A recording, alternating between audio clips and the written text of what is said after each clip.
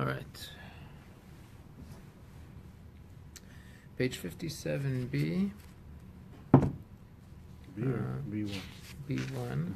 We left off second paragraph, right? Mm-hmm. Or did we? I don't think so. The beginning of the page, sorry. All the way on top. Yeah. Okay, so we finished speaking about the three main stories and a few related stories of calculating the consequences of your actions. And for the rest of the Gemara, as I said, I think we'll finish the topic today. Goes on with different stories that happened during the time of the destructions, both the first and the second.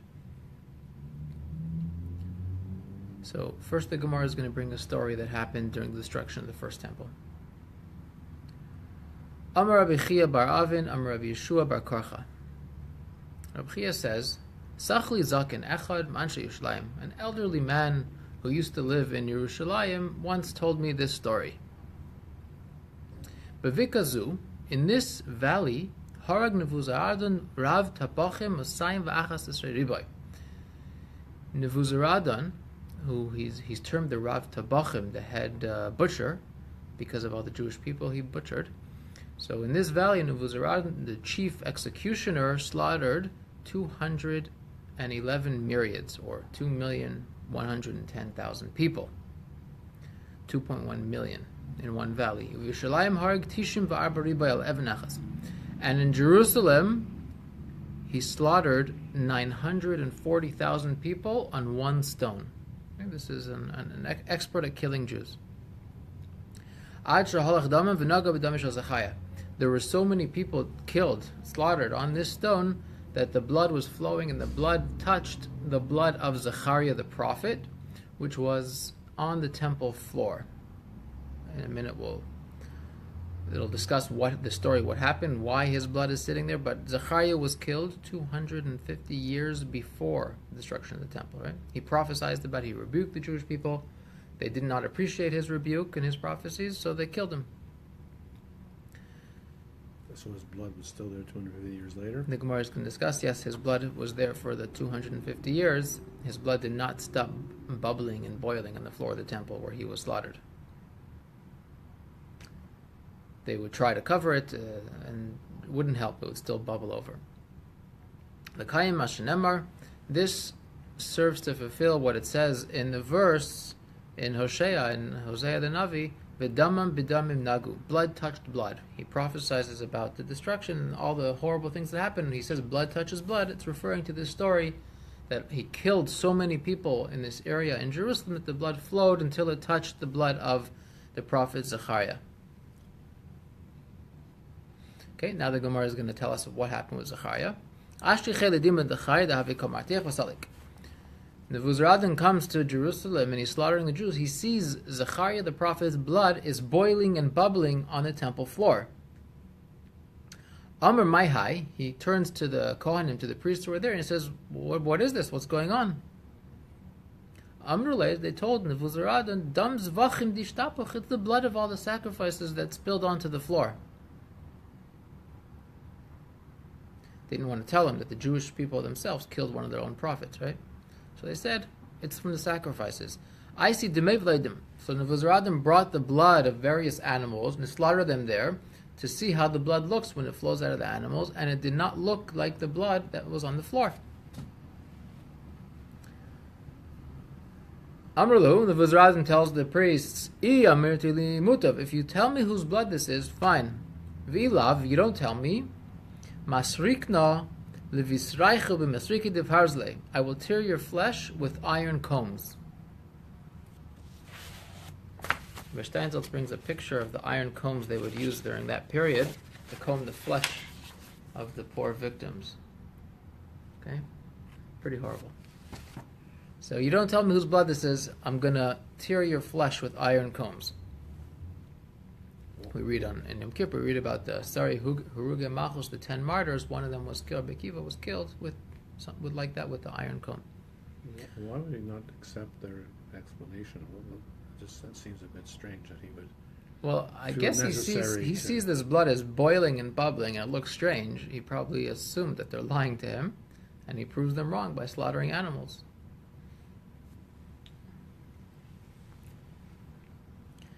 What happens? Amrle, the priest, tell him, "My name, what could we tell you? Neviah Havi, we had this prophet, and the Havi kom moichach lam b'mili lishmaya, and he would rebuke us in divine matters. He would spiritually, we know when we were spiritually deficient, he would rebuke us and tell us how horrible we were acting. Kamina neilav v'katlin alai, we rose up against him and we murdered him. And now it's many years and his blood is not rested. Amr Lahu, Nebuchadnezzar tells the priests, I will appease him. Yeah, he says his blood is still bubbling because he's not at rest. He was unjust. His murder was unjust. So Nebuchadnezzar says, I will appease the murder of the prophet Zechariah. He brings the judges of the great Sanhedrin and the minor Sanhedrin. The great Sanhedrin was the court of the 71 judges, the highest court in the land of Israel. And the small Sanhedrin is the 23 judges. The smaller, you would have local courts, presumably the one that sat by the temple to judge people there. So he brings basically the leaders, the highest rabbis in Jerusalem at the time, and he brings them to the Beit HaMikdash, to where the blood is boiling over. And he slaughters all of them over Zechariah's blood. V'leinach, the blood still did not rest. He brought young men and young women, and he slaughters them over Zechariah's blood. The blood still does not rest, it continues bubbling over. He brings school children, and he slaughters them over the blood, and it still does not rest.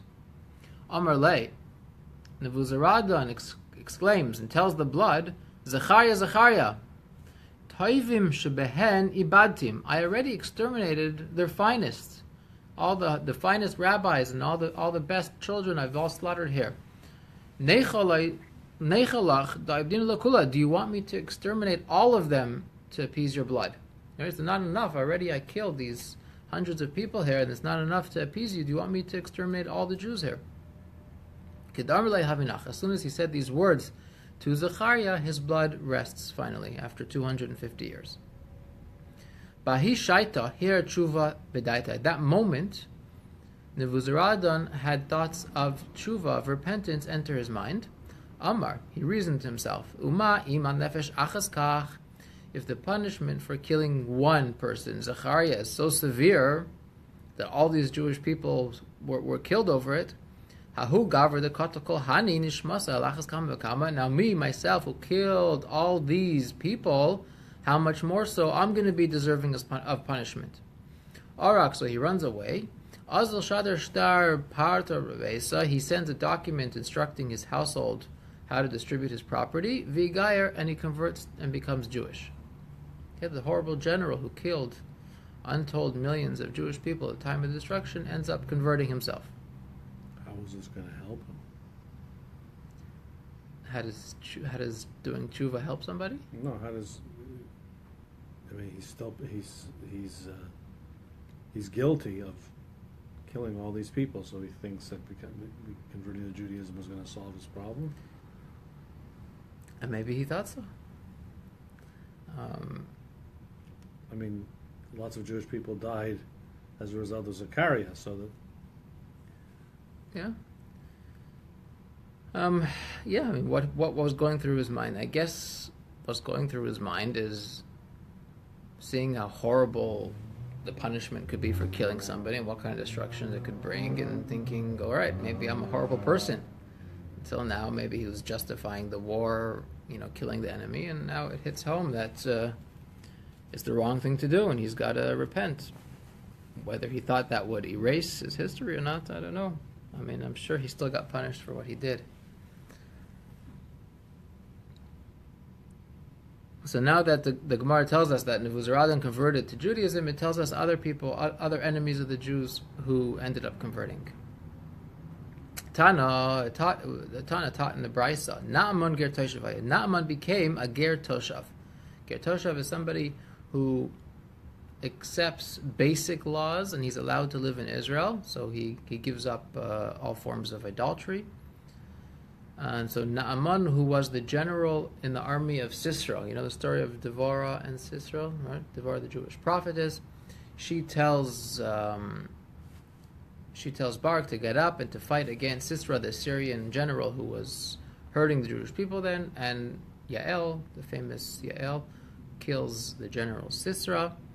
So he has... Was Naaman the one who was cured from leprosy? Naaman was the one who was killed from leprosy.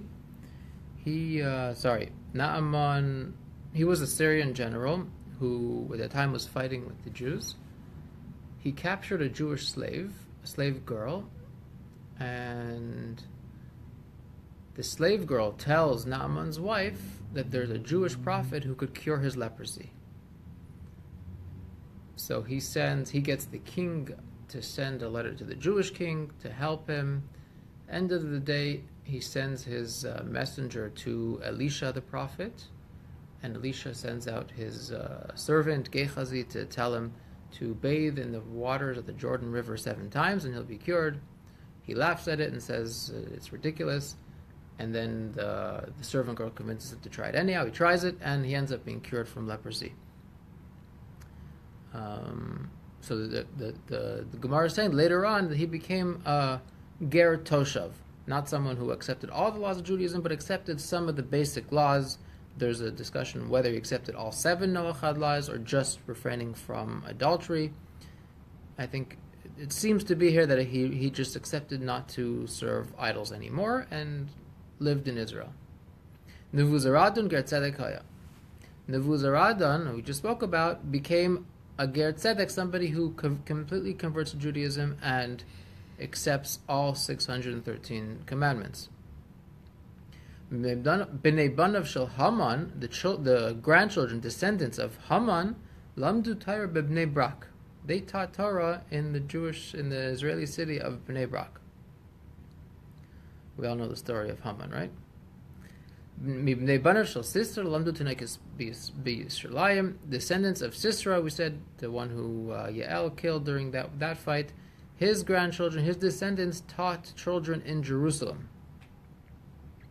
Bnei Banav Shel Sancherev Lamdu Torah Barabim. The descendants of Sancherev taught Torah in public. Sancherev was a Syrian king who conquered most of the world. The Talmud tells us that he dispersed everybody. He mixed up all the nations by exiling people from their homeland and sending them somewhere else. They would never be able to get together and rise up against him.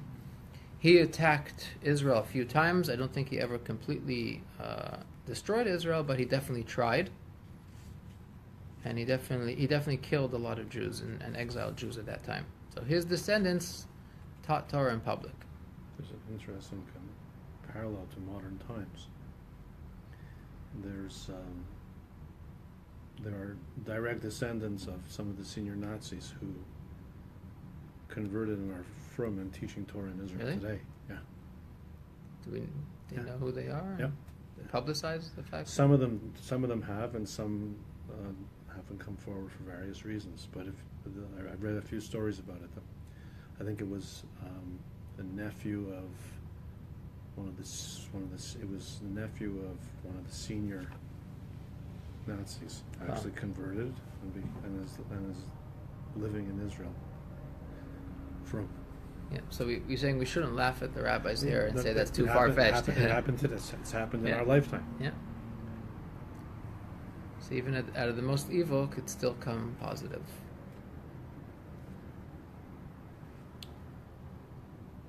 The Gemara now identifies who were his descendants. Manino, who were the descendants of Sancherev? Shmaya v'Avtalion. Shmaya and Avtalion are the famous Zug. In the times of the Zugas, before the Tanaim, there was, as elaborated in Pirkei Avot, there was groups of 2 rabbis who carried forth the tradition, and one of those groups was Shmaya and Avtalion, who carried forth the oral Torah in their generation. So the Gemara finishes the story about the blood. Hainu dichsiv, this blood boiling, it's hinted, it's referred to in the pasuk in the verse in Yechezkel that says, Nasati es dama al tzichiach sala levilti kasais. God says, I placed her blood on a smooth surface of rock, so it will not be covered. Because the blood of Zachariah, as we know, was never able to cover it, always boiled forth. Why does it say her?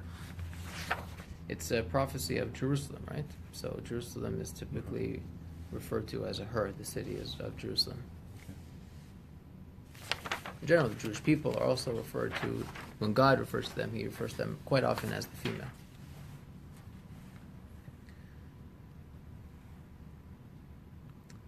Okay, so now the Gemara teaches interesting comments on the words of Isaac when he tells Jacob, Hakol kol Yaakov adai midei Esav. Famous story when Yaakov tricks his father to get the blessings by appearing as Esav. It says that his father Yitzchak says, Hakol kol Yaakov, the voice is the voice of Jacob, v'hayadayim yedei Esav, the arms are the arms of Esav, because he put the skins of animal on his arm to make it seem like he was hairy, like his hairy brother. So the rabbis could learn things from this verse. The first rabbi says, Hakol, what does it mean, this voice? Zeh Adrianus Kesar. This voice is referring to the crying that the Jews cried because of the massacre inflicted by Hadrian Caesar. Shahareg b'Alexandria shel Mitzrayim shishim riboy al shishim riboy. Because Hadrian slaughtered in Alexandria of Egypt 60 myriads, which is 600,000 people, plus another 600,000 people, so 1.2 million. Kiflayim kiyetze Mitzrayim, double the amount of people who left Egypt.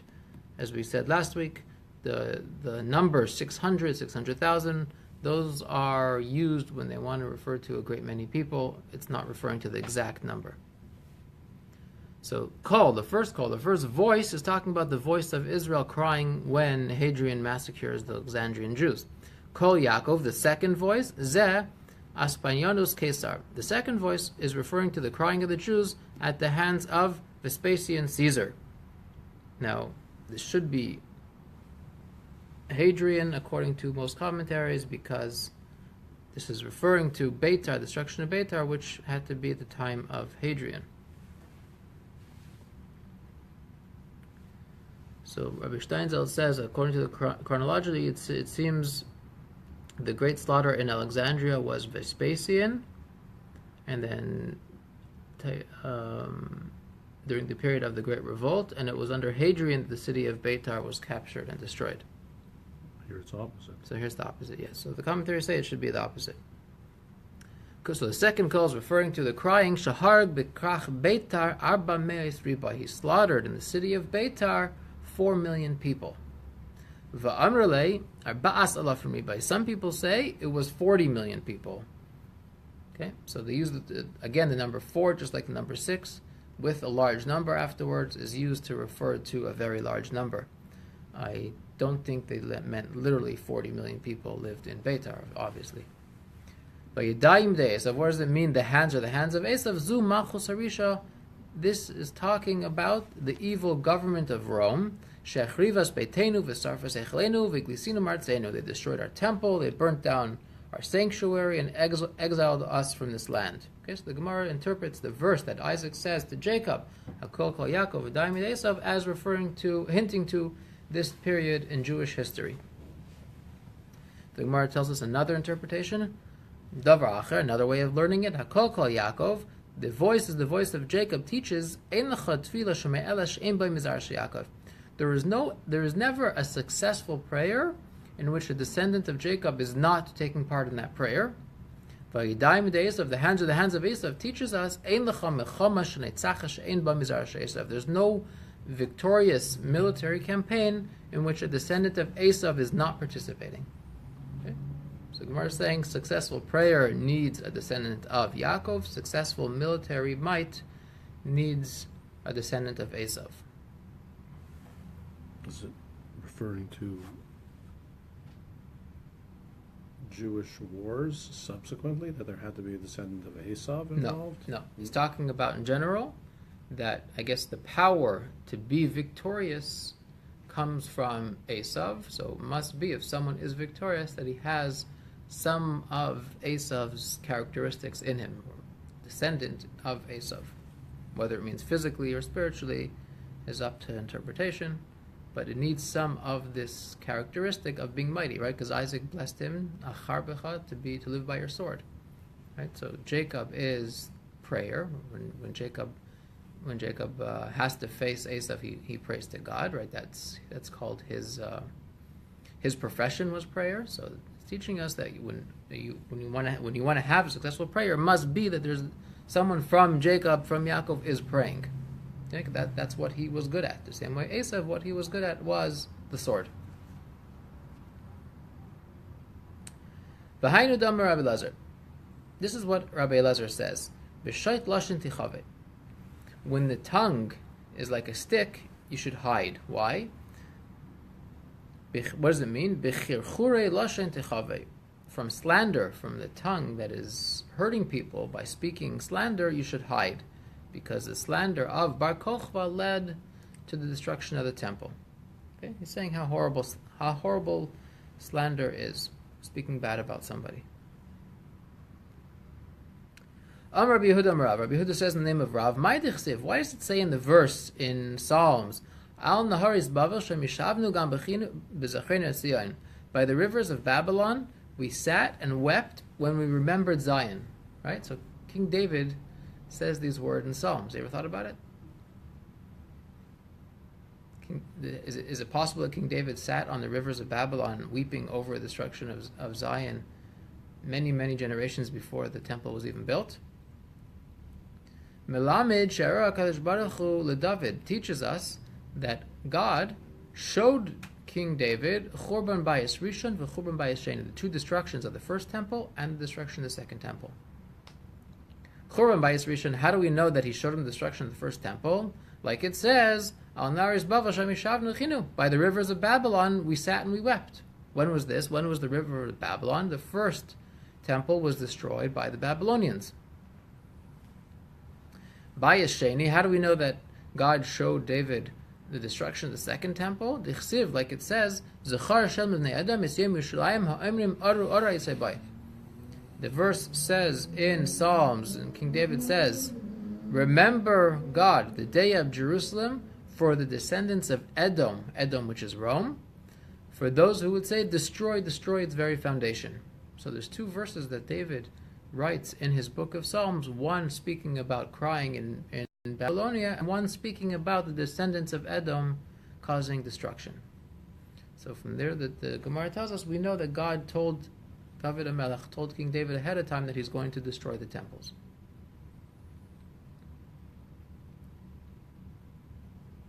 Now the Gemara gets into a few stories of people who gave up their life for God. Like King David says, because for your sake we are killed all the time, and the Gemara learns from there. There's times where people get killed for the sake of God, and it brings a few examples. Amar Rabbi Yehuda, Amar Shmuel. Rabbi Yehuda says in the name of Shmuel. Vitem Rabbi Ami. Some people say Rabbi Ami said this. V'amarlei Masnisei Taner. Some say it was taught in a brisa. Ma'isa ba'arba meis yaladim v'yaldesh nishblekam. There's a story that happened after the destruction of the second temple, that 400 boys and 400 girls were captured, and they were taken to Rome to engage in shameful activity. Commentaries say the boys were taken to engage in homosexual activities, and the girls were taken to become concubines for the men in Rome. Hirgishu batman lamen. They realized what they wanted them for, why they're taking them back to Rome. Amru, they asked, Im anu toivim bayam, anu bayam l'chayalim haba. If we drown ourselves in the water, in the sea, will we still have a portion of the world to come? Right? Because you're not allowed to kill yourself, you need to live. Darsh lena gadoshem. The oldest one expounded on the following verse. Amar, Adonai mi bashan ashiv m'tzules yayim. It says in Psalms, God says, I will bring back from Bashan, I will bring back from the depths of the sea. Mi bashan ashiv mibnei shnei rais. The phrase, I'll bring you back from Bashan, means that God will save people, will rescue people from between the teeth of a lion. Because Bashan, Bashan, Shane could mean tooth, so from the teeth could mean from the teeth of a lion. Ashiv Msulas Yaim, Alstev Meyam. The second part of the phrase that I'll bring back from the depths of the sea means that God will save those who drown by the sea. In other words, that even if they drown themselves, God will still pull them out. Kivin Sheshamu Yeldiskach, the girls hear what he says. All the girls jump overboard and they drown. Now the boys, they bring a kal v'chomer about themselves. Kal v'chomer is a way of learning Torah, of applying a law when it applies to something less significant. It for sure applies to something more significant.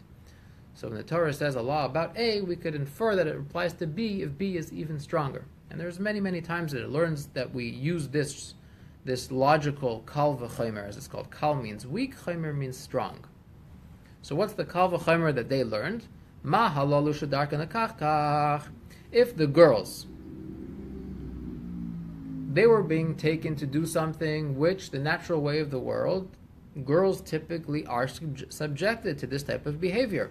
They do have to get married, and they do have intimate relations.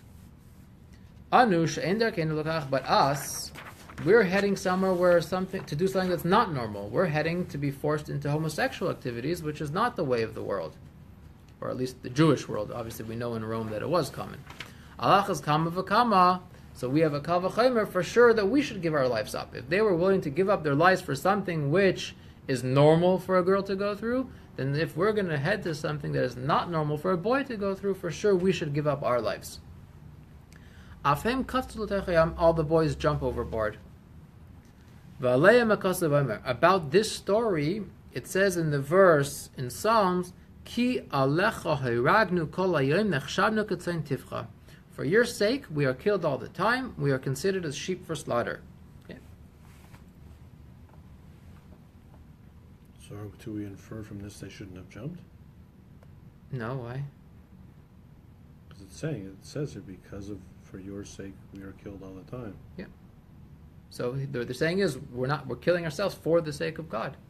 In order that they shouldn't be involved in such horrible cardinal sins of homosexuality and adultery, they killed themselves. So they're killing themselves for the sake of God. So that's why King David says, for your sake we're killed all the time. We're considered as sheep for slaughter. The Maharsha says, as he brings down in the note, that our deaths, when we die for the sake of God, it doesn't even bother us. To us it's the same as a sheep being slaughtered. Okay, people eat meat all the time and it doesn't really bother them. Most people. It doesn't bother them that, Danny, I know it does. Most people are not bothered about the slaughter of sheep. So what King David is saying, we're not bothered when we're slaughtering ourselves for the sake of God either. Okay, another incident. Rabbi Yehuda Amar, this verse is referring to the following story. Zu Isha v'shivya bana. This is talking about the story of the woman and her 7 sons. Quite a famous story. It comes from this Gemara. Asiu kamar lekame the Kesar. So this woman and 7 sons, they bring the first son before Caesar, and they say to this oldest son, Palach labeis kachavim, worship the idol. Amr lahu, the oldest son says to the people, Kasuv b'Torah noichi Hashem lokecha. The first of the 10 commandments say, I am Hashem your God. In other words, I can't possibly serve an idol. Ipku v'gatlu, they took him away and they kill him. They bring the second son before Caesar and they say to him, worship the idol. Amar lahu, he tells them,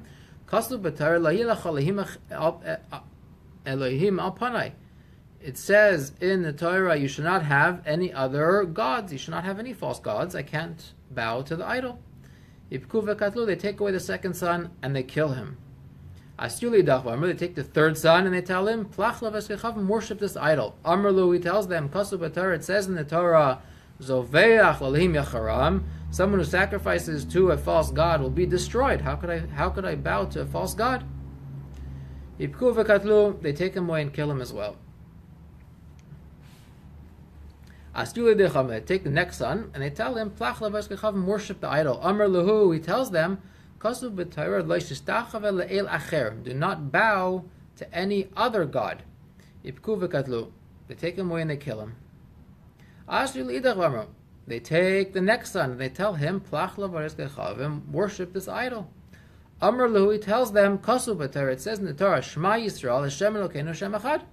Here, Israel, Hashem is our God, Hashem is one. I can't possibly serve an idol. And as you can imagine what they did to him, Ipku v'katlu, they take him away and they kill him. Asyu le'idach, Amr, they take the next son and they tell him, Plach lavaris gechavim, worship the idol. Amr Lahu, he tells them, Kasuv b'Torah. It says in the Torah, "V'yidato hayom v'ashevoisa elu v'vecha ki Hashem hu Elokim b'shamayim mimal v'aretz mitachas ein od." We say this every day in Aleinu. You should know this day. Take it to your heart. Hashem is the only God in heaven above and the earth below. There is no other. So what do? Apku v'katlu. They kill him as well. Are we holding by sixth son, fifth son? I lost track. That was the fifth. All right. Asjuli idach Amrlu. They bring the sixth child and they tell him, Plach lavaris gechavim, worship the idol. Amrlu, he tells them. No, I think that was the sixth. Oh, that was the sixth. Okay, so this is the seventh, the youngest child. They tell him, worship the idol. He says, Kasu b'Torah, it's written in the Torah, As Hashem he'emarta v'goymer v'Hashem he'emer chayim. You have singled out Hashem today to be your God, and Hashem has singled you out to be His people. I can't possibly worship the idol. We already swore to the Holy One, blessed be He, we will never exchange Him for another God. And He also swore to us, God swore to us, He will never exchange us for another nation.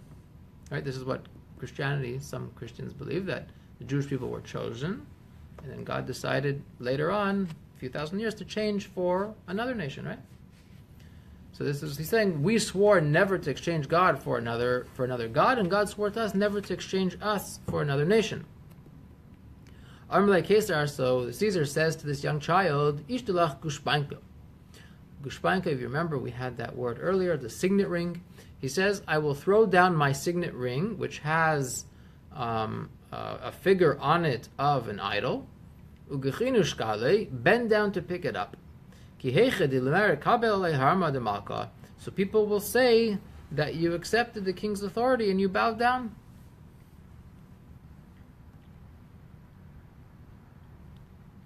Amrlei, the boy tells the Caesar, Chaval alach Kesar, chaval alach Kesar. Woe to you, Caesar, woe to you, Caesar. Al kavoid atzmach kach. If you're so concerned with your honor to this degree, that you're going to kill all these children, you're going to try and have this young boy bend down just to pretend that he's worshiping you. Is your honor so great? How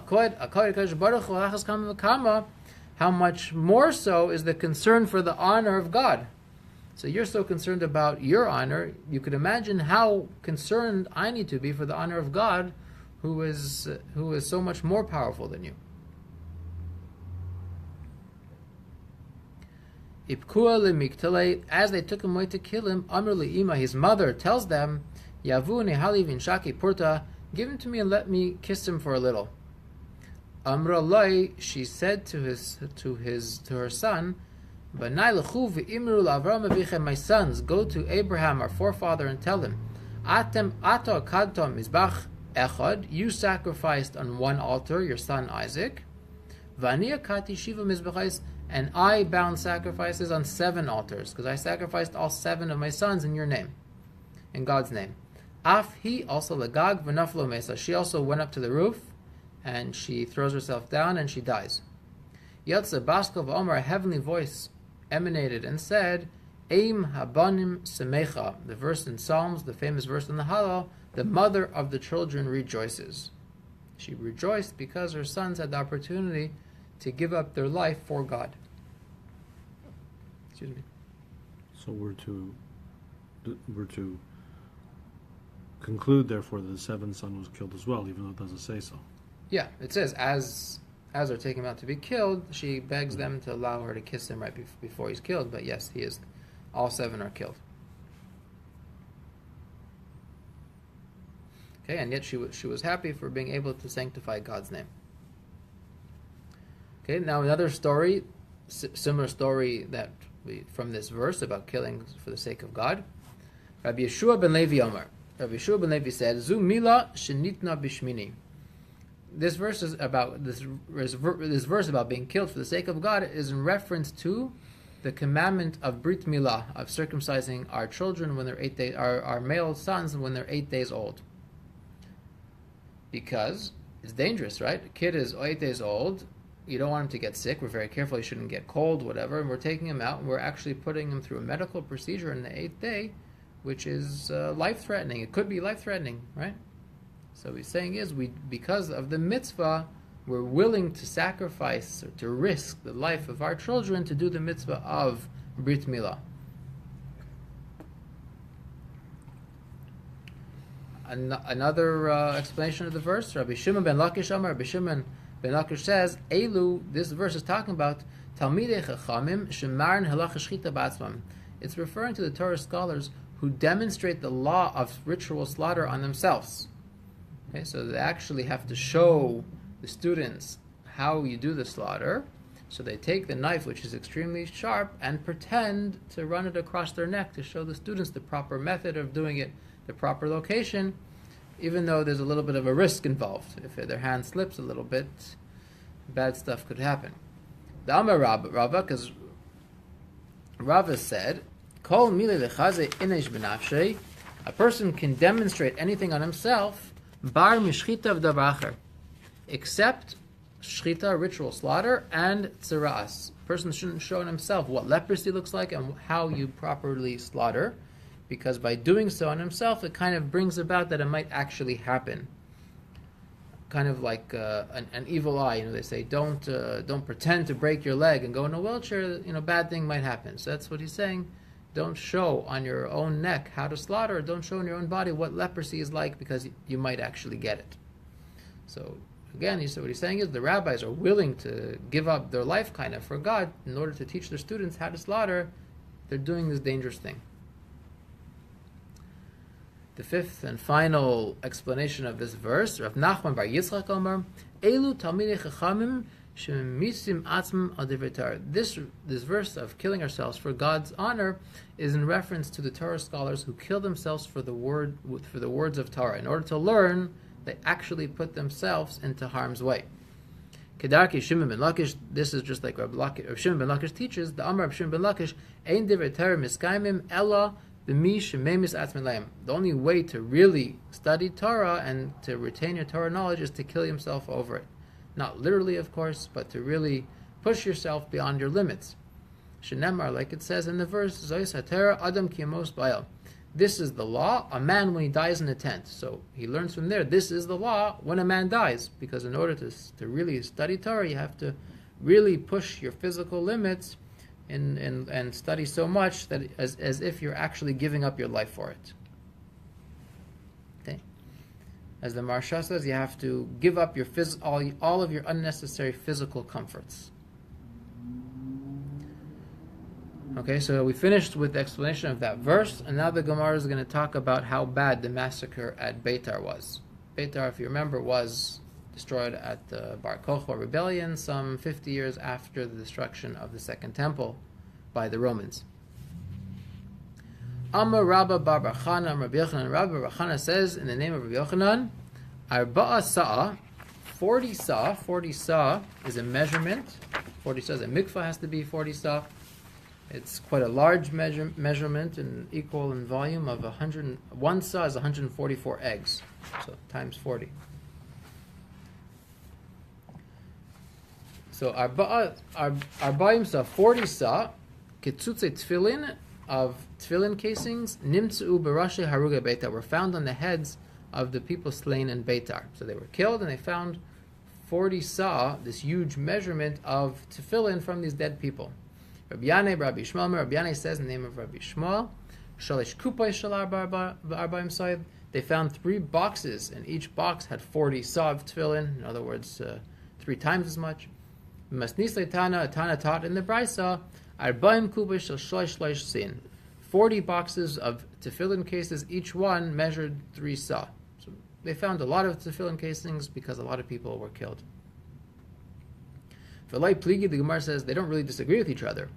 Had the Reisha, the first opinion is talking about the tefillin that's worn on the head. Hadraya, the second opinion, is talking about also the tefillin weren't on the arm, so it's double the amount, and they're actually larger. Okay, we have a few more stories to go through. You have enough energy to keep going? Sure. All right. So a few stories describing how the Jewish people suffered, how the youth suffered. Amar Rabbi Asi. Rabbi Asi says, Arba'a kabin mayach nintu al even achas. 4 kav of brains were found on one stone. Okay, 4. The number 4 typically is used as an exaggeration to show a large number. So a large number of brains found in one stone. Ula Amar, Tishas kabin, 9 kav of brains were found, an even larger amount. Amar Rav Kana v'itema Shila bar Mari. Rav Kana says, some people say Shila the son of Mari says, Maikra, how do we see this in the verse? Bas Bavel Shaduda Ashrei Sheyishayim Lach. It says in the verse about the destruction, O violated daughter of Babylonia, praiseworthy is he who will repay you. So you acted so disgusting. We're praising the one who's going to take revenge on Babylonia and kill them just like they killed us. Right, talking about the destruction of the first temple. Ashrei sheyechaz nevetz alayach alasela. The verse continues, praiseworthy is he who will clutch and smash your infants against the rock. Okay? So we're saying praiseworthy is the one who takes revenge on the Babylonians and smashes their children on the rock. We learn from here that that's what they actually did to the Jewish people. The Babylonians would smash their children's brains on the rock. So this is another example of Hashem telling David what was going to happen.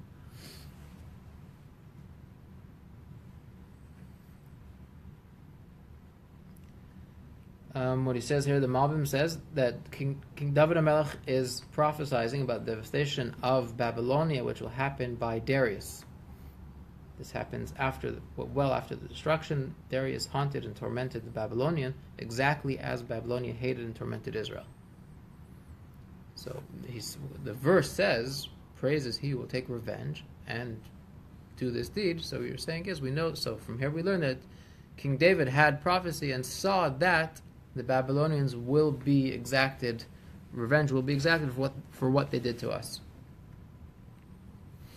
Another story that happened in the time of the Second Temple, B'nai Tzion ha'ikarim Muslim b'paz. It says in the verse in Eicha, in Lamentations, which speaks about the destruction of Jerusalem, the precious children of Zion who are musalim with paz, who are decorated with these jewels, who are adorned with jewels. My Muslim, what does it mean, musalayim with paz? What does it mean to be adorned with paz? Paz is a very precious stone, even more precious than gold and diamonds. If you want to say it means that they covered their children with paz, they adorned them all with paz, it's a little bit of a problem. Vaha Amri Deve Rabbi Shila, because they taught in the school of Rabbi Shila, Tarte Maskele Istire Pisa Nachubalma. 2 Istera weights of paz came down into this world. One of these measures of these precious stones is in Rome, and the rest of the entire world has the second measure of this precious paz. So there's no way we had enough to adorn all the children of Jerusalem or Israel with this paz. Ella shahayu. Sorry, I just want to. How we translate it here? Give me a second.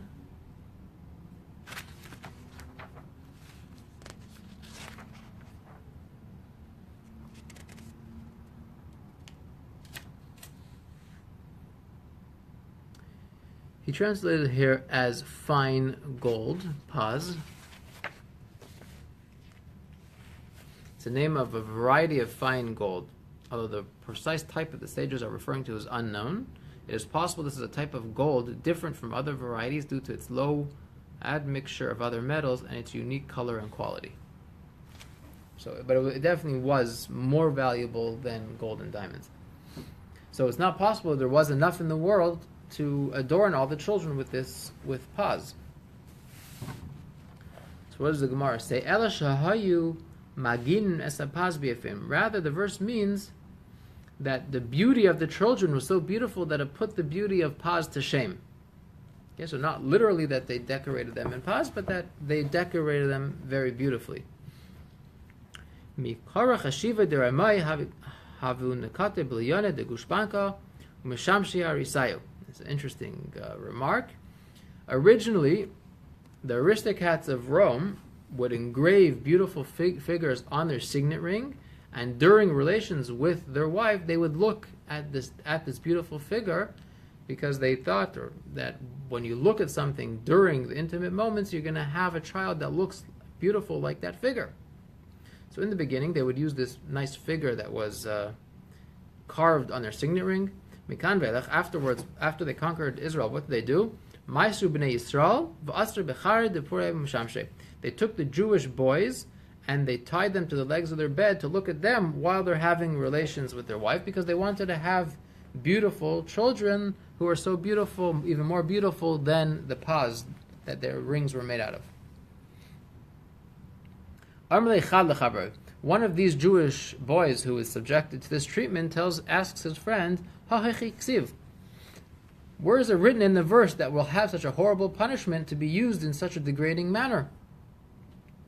Amr his friend answered him, it says in the Tochacha, in the rebuke, there's quite a long rebuke in the Torah twice, and it lists all kinds of curses of destruction that will happen, most of them which, as we know, came true in history.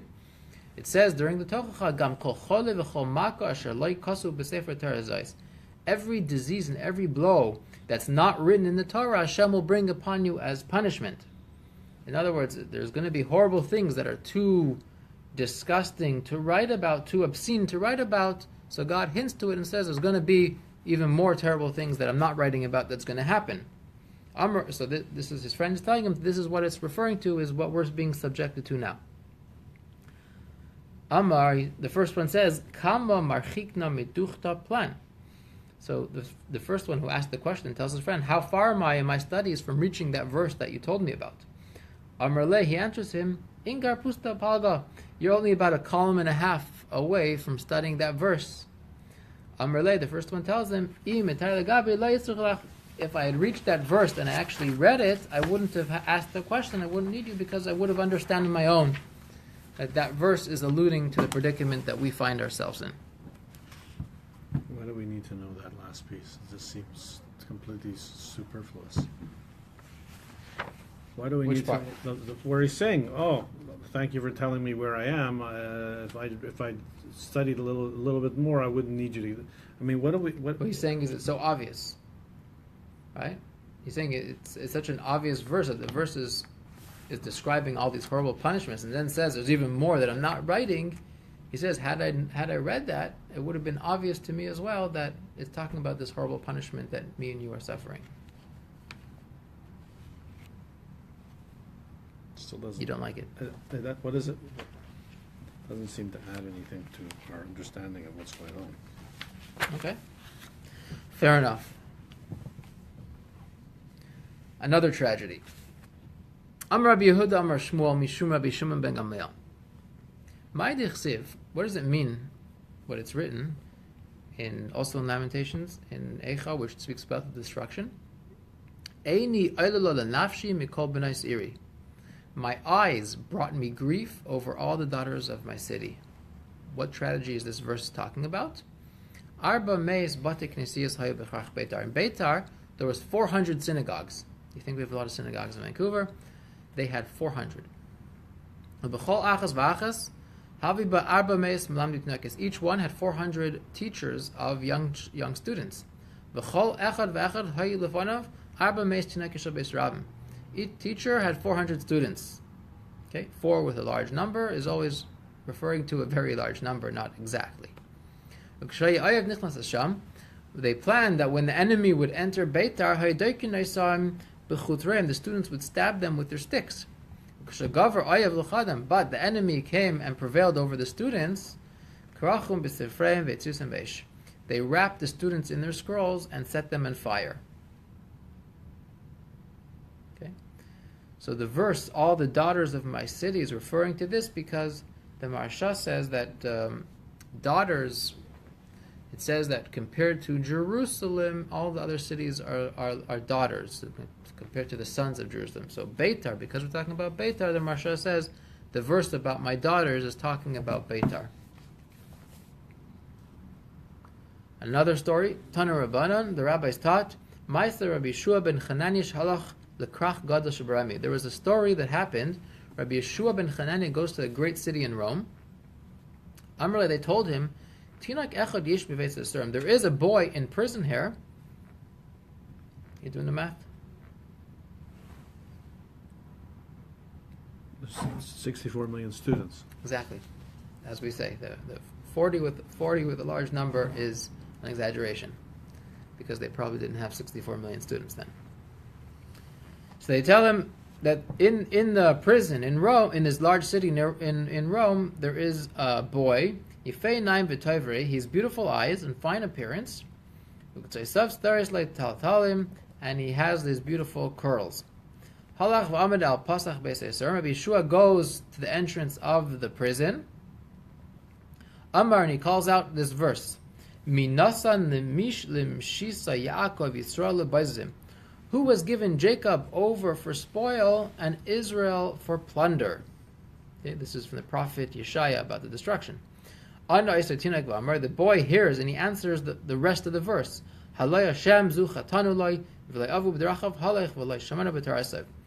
Is it not Hashem? It is this that brought us to such a fate. We sinned against him, and our fathers did not want to go in his ways, and they did not listen to his Torah. Amar Rabbi Shubachani says, Muftachani by Shemayar Rabbi Yisrael. I'm certain that this boy will become a big rabbi in Israel, because he knows so much that even the verse in Isaiah he was able to finish. He's well learned. He's going to be a big rabbi. I swear I'm not going to budge from this spot until I redeem him for all the money that they might ask for him. And they tell about him that he didn't leave that spot until he was able to get the money needed, and he redeemed the boy. And it was not more than a short time, and he became a Torah authority in Israel. Uman, who was he? Who was this boy? Who did he come out to be? Rabbi Shmuel ben Elisha. He came none other than the famous Rabbi Shmuel, the son of Elisha. Kohen Gadol, sorry. Another story related. Amar Rabbi Yeshua, Amar Rav.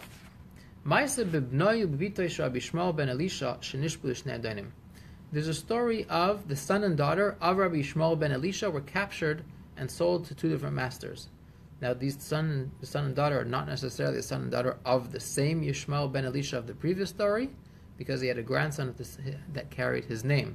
So this could have been his grandson's children.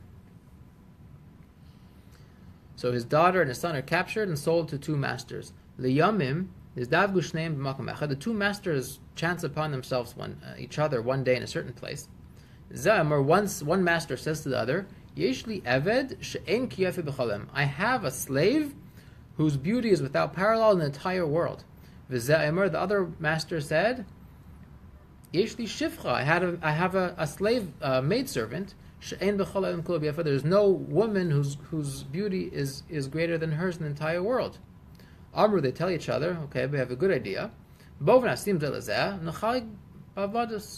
Let's make them get married, and we'll divide the offspring they have. Two such beautiful children are obviously going to have very beautiful kids, and we'll divide up the kids that they have. They bring the son and the daughter of Rabbi Shmuel ben Elisha into a room. One sat in one corner, the other sat in the other corner. Zaymer once said to himself, Ani Kohen ben Kohanim Gedolim Esa Shifcha. I am a Kohen, the son of Kohanim Gedolim. How can I marry a slave woman? It's forbidden from a Kohen to marry a slave.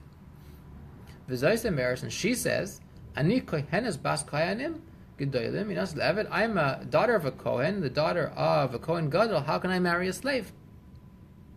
Ubachu Kol Lailad. They both sat and wept the entire night. Once it became light, the dawn broke, and they recognized each other, that they're brother and sister. They fell upon each other and hugged each other and cried until their souls departed. Baleim, Kainin Yirmiyah, in reference to them, Yirmiyah prophesied and said, Al Eila ani beichia, eini yarded mayim. Over these people I weep, my eye runs with water. He mentions my eye twice because there's the two people here weeping. The boy and the girl wept until they died.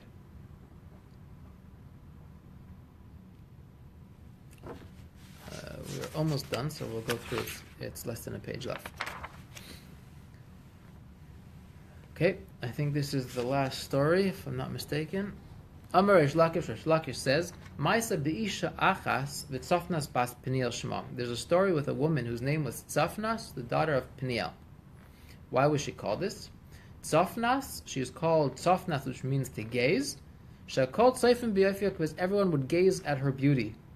Bas Peniel, she's called the daughter of Peniel, Bita shel Kohen Gadol sheshimesh lifnim lifnim, because she's the daughter of the Kohen Gadol who serves in the innermost chamber. Peniel means inner part of God because her father served in the inner part of the temple. Her captor, so this woman, this beautiful woman everyone would look at, she's so beautiful, she's captured, and her captor abuses her the entire night. The next day, he dresses her up with 7 layers of robes, and he takes her out after he had his way all night, takes her out to sell her to someone else. Someone comes in the market and sees her, and he was very ugly. Amar Loi, he tells the captor and says to him, show me how beautiful she is. Amar Loi, the captor says to him, Reka, you idiot. Im ata raitza likach kach. If you want to buy her, fine, give me the money and buy her. She'en ki yafia b'chol olam kulei. There's no one more beautiful than her in the entire world. Amarlai, the man tells the captor, Afal pikein. Okay, fine, she's beautiful. I still want to see before I buy her. Hishita shisha chalukim. So he removes 6 of her robes. Shiva kratav niflash bafar. She rips off the 7th robe and she rolls around in the sand and the ground. Amra lefanav, she says to God, Ribbana Shalom, Master of the universe, Imalenu Leichasta, if you don't have pity on us, Akadusha Shimcha Hagibar Lamalai, why don't you have pity on the mightiness of your own name? Va'aleim Kana Yirmiyah, in reference to her, Yirmiyah prophets and laments, Bas Ami Chigrusak Vihispalshi Ba'efar. O daughter of my people, gird on sackcloth and roll in the ashes.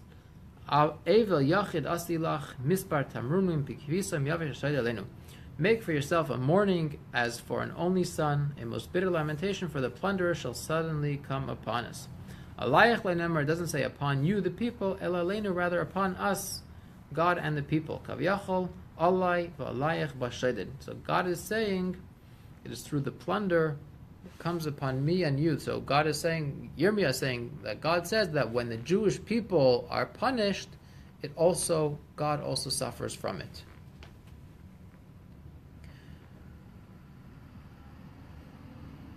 Okay, sorry, there was one last story. Amar Yehuda Marav, Yehuda says the name of Rav. Why does it say in the verse, Va'ashku gever uvesev ish v'nachlasai? There's another very interesting story. It said this is brought down as the singular instance, the singular story for that made the Jewish people deserve to have the temple be destroyed. So we spoke about the story that led to the destruction, and this is a story that says why they deserved in the first place. It says in the verse, "Va'ashku gever v'esei v'ish nachlasei." They oppress a man in his house, even a man and his inheritance. Maisa, this is talking about a story. Maisa b'adam the story with a person. Shenasan enei be'eshes rabbi v'shulya nagar. He set his eye, and his master's wife caught his eye, and he wanted to have his master's wife, and he was an apprentice to a carpenter. Pamachas hutzrach rabbi levais. One time, his master, the carpenter, needs a loan. Amar lai, the apprentice tells his master, Shagar ishtachas li valva, send your wife to me, and I'll give her the loan. Shigar ishtach, so the carpenter sends his wife to his apprentice to get the loan. At l'shayima shlesh yamim, and the wife stays with the apprentice 3 days. Kadam uvaytzlai. The next day, the master sees something's going on. It's been 3 days. His wife hasn't returned from getting the loan, so he goes to his apprentice to see what happened. Amar Lai, the master asks him, Ishti shishigati lechechani, my wife who I sent to you, where is she? Amar Lai, the apprentice tells him, Anib tartila altar. I excused her immediately. She came, I gave her the money, and she left. Vishamaiti shati naikis nisalu babaderch. But I heard some young kids, that some youth misbehaved with her when she left my house. In other words, that she was she committed adultery with some people after she left me. Amar Loi, the master asks the apprentice, so what should I do? My wife cheated on me. What should I do? Amar Loi, the apprentice gives him some advice. Imata shemeil etzasi garsha. If you listen to my advice, you should divorce her. Amar Loi, the master says to him, Ksubasa Muba, but I owe her all this money for the ksuba that we spoke about. When a man gets divorced, he has to pay his wife. I owe her all the money. It's too much. I can't divorce her. I can't pay her. Amar Loi, the apprentice tells his master, Ani alvach v'tein lecha ksuba. He's going to come to his rescue once again. I'll lend you the money so you could pay her enough to divorce her. Amad Zevegarsha, so he borrows the money and he divorces his wife. Halachu unisa. Now the apprentice goes and he marries the ex-wife that he spent 3 days with previously. Kivin shegias mani v'lei hayle parai. When the time came for the master to repay the loan that he had to borrow in order to divorce his wife, he didn't have the money. Amar Lai, so the apprentice tells his master, come work for me to pay off your debt to me. So now the apprentice and his new wife, who is the master's ex-wife, are sitting, eating and drinking. The master, the ex-husband, would stand over them and serve them food and drink.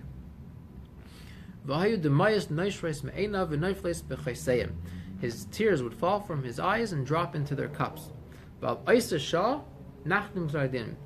that time, because of this story, the decree against the destruction of the temple was sealed in heaven. Some say the decree was sealed because of 2 wicks in 1 lamp. Same story, different way of referring to it, adultery committed by the 2 of them. I think some commentaries say that the story was known at the time and no one even cared enough to do anything about it, and that's a barometer of how morally corrupt the Jewish people were at the time.